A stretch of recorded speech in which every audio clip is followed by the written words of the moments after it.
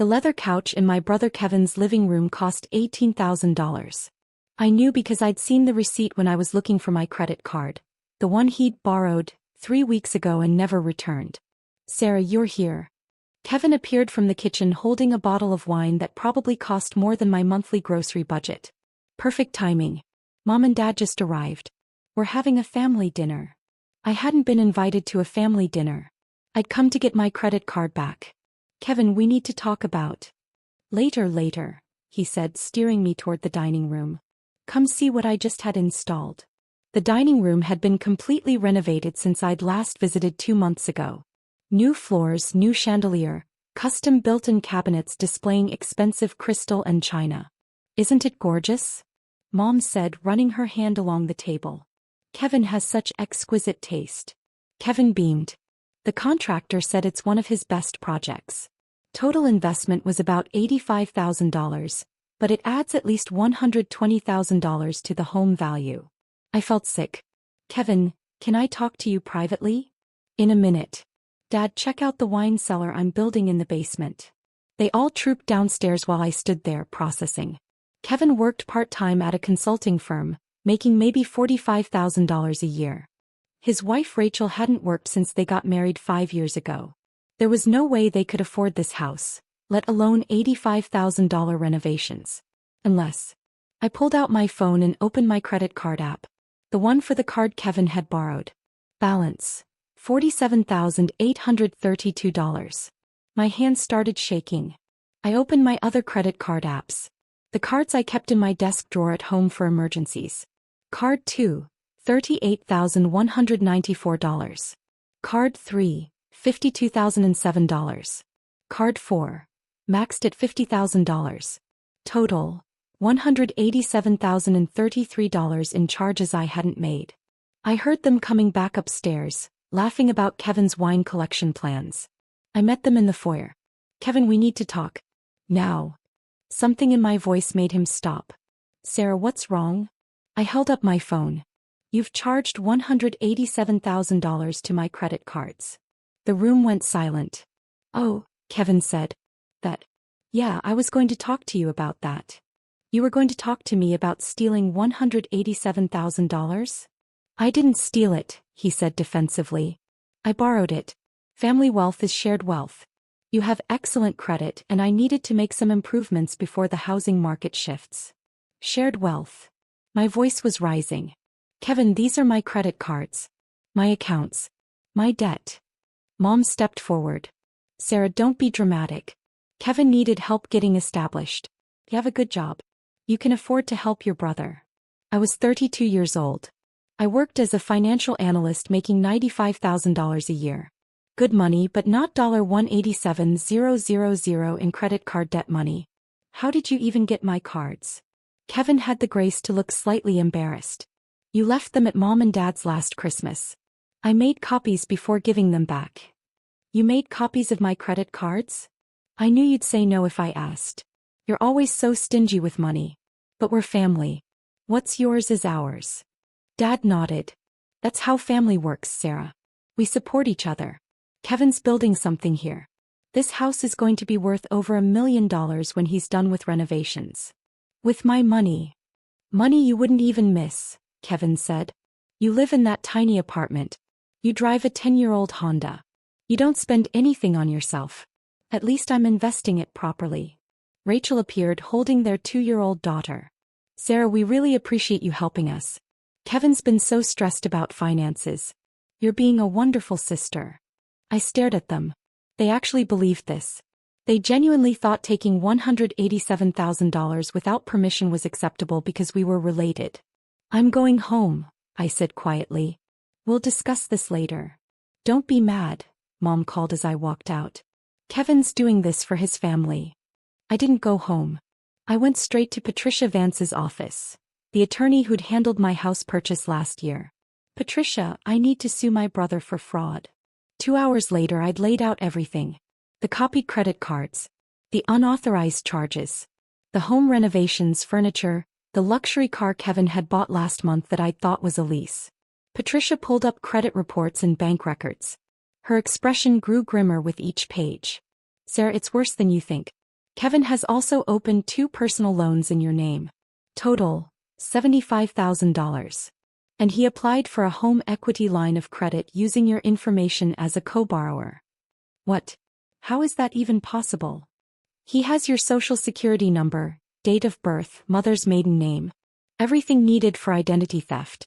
And because you're siblings, he knew all the security questions. My total exposure, $312,000. $312,000 of debt in my name that I hadn't authorized. What do I do? Patricia's jaw tightened. We file criminal charges for identity theft and fraud. We get a court order freezing his assets. And we sue for full restitution plus damages. He's my brother. He's a criminal who happens to be your brother. Sarah, if you don't act now, this debt will destroy your financial life. Your credit score is already plummeting. You could lose your job. Financial analysts can't have massive debt issues. He was right. I'd spent 12 years building my career, my credit, my stability. Kevin had destroyed it in 18 months. File everything, I said. Today. The process moved faster than I expected. Patricia filed an emergency motion, and within 72 hours, we had a court hearing scheduled. Kevin called me 6 times. I didn't answer. Mom called crying, begging me to work this out as a family. Dad left a voicemail calling me selfish and ungrateful. I blocked them all and compiled evidence. Credit card statements, bank records, photos of Kevin's house renovations. The car registration showing I was listed as co-owner of his $78,000 BMW. The morning of the hearing, I met Patricia at the courthouse. Kevin was there with a public defender. Apparently he couldn't afford his own attorney. Mom, Dad, and Rachel sat in the gallery, all glaring at me. Judge Morrison reviewed the file, her expression darkening with each page. Mr. Patterson, she said, you opened 4 credit cards, 2 personal loans, and 1 home equity line of credit in your sister's name without authorization. Is this accurate? Kevin's lawyer started to speak, but Kevin interrupted. Your Honor, this is a family matter. In our family we share resources. I didn't think. You didn't think that forging someone's signature and stealing over $300,000 was a crime? It's not stealing. He's my sister. Family wealth is shared wealth. Judge Morrison removed her glasses. Mr. Patterson, that is not how the law works. That is not how credit works. That is not how family works. He turned to me. Ms. Patterson, I've reviewed your financial records. You have an excellent credit history, or you did until your brother's unauthorized use. Your credit score has dropped 240 points in the past year. You're now carrying debt of $312,000 on an annual salary of $95,000. Is this correct? Yes, Your Honor. And you had no knowledge of any of these accounts until 3 days ago? Correct. He turned back to Kevin. Mr. Patterson, I'm ordering immediate asset forfeiture. The house, the car, any items purchased with funds obtained through identity theft, all of it will be seized and sold to repay your sister. Wait, what? Kevin stood up. You can't take my house. I can and I am. You purchased it using fraudulently obtained funds. You renovated it with stolen money. It's not your house, it's the proceeds of crime. Rachel started crying. Mom shouted, he has a family. A daughter. You can't make them homeless. Mrs. Patterson, sit down or I'll have you removed, Judge Morrison said sharply. Your son committed multiple felonies. He's fortunate I'm not remanding him to custody immediately. She signed papers with angry strokes. I'm also issuing a restraining order. Kevin Patterson, you are not to contact Sarah Patterson in any way. No calls, texts, emails, or third-party contact. If you violate this order, you will be arrested. Kevin's face had gone white. Your Honor, please. I made a mistake. I'll pay her back. Just don't take my house. How will you pay her back, Mr. Patterson? You have no assets, minimal income, and you've demonstrated a complete inability to manage money responsibly. She looked at me. Ms. Patterson, I'm also ordering criminal prosecution. The district attorney's office will be in contact. Based on the evidence presented, I expect charges of identity theft, wire fraud, and forgery. Your Honor, Kevin's public defender said desperately, my client has no criminal record. These are serious charges that could result in significant prison time. Perhaps he should have considered that before stealing over $300,000 from his sister. This hearing is adjourned. Bailiff, ensure Mr. Patterson understands the restraining order terms. The courthouse lobby erupted as soon as we stepped out of the courtroom. Sarah, how could you? Mom was in my face screaming. You're destroying your brother's life. His daughter's life. He destroyed his own life when he stole from me. Dad grabbed my arm. You take this back right now. Drop the charges. We'll figure out a payment plan. Let go of me. You selfish, vindictive. Patricia stepped between us. Mr. Patterson, you're violating the restraining order by extension. Step back now or I'm calling security. A courthouse security officer was already approaching. Rachel was sobbing. Where are we supposed to go?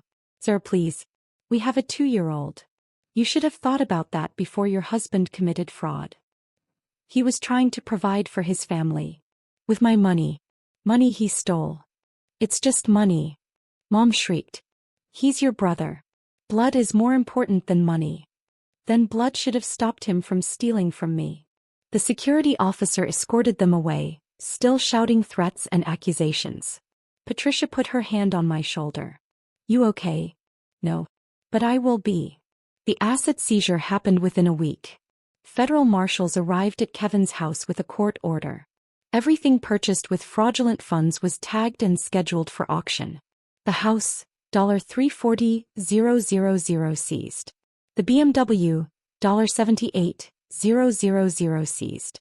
The furniture, renovations, Rachel's jewelry, Kevin's watch collection, all seized. Total recovery, $487,000. More than enough to pay off the fraudulent debt with damages. Kevin, Rachel, and their daughter moved into Mom and Dad's basement.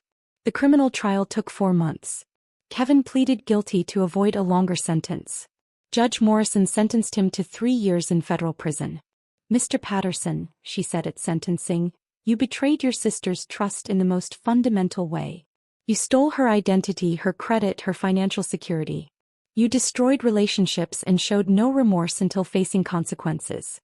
You demonstrated that you believed your wants superseded her rights. This court hopes you use these 3 years to understand the difference between family support and criminal exploitation. Kevin was led away in handcuffs. Mom collapsed in the gallery, wailing.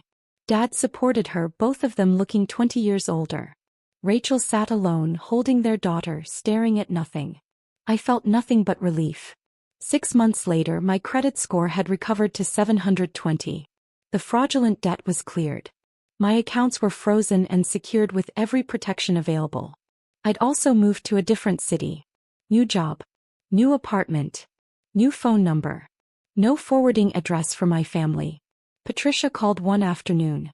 Sarah, your mother is trying to reach you through my office. She says it's an emergency. It's always an emergency. She says your father had a heart attack. He's in the hospital. I closed my eyes. Felt that old pull of guilt and obligation. Then I remembered, family wealth is shared wealth. Remembered Kevin's face when he'd said it, surrounded by furniture he'd bought with my stolen money.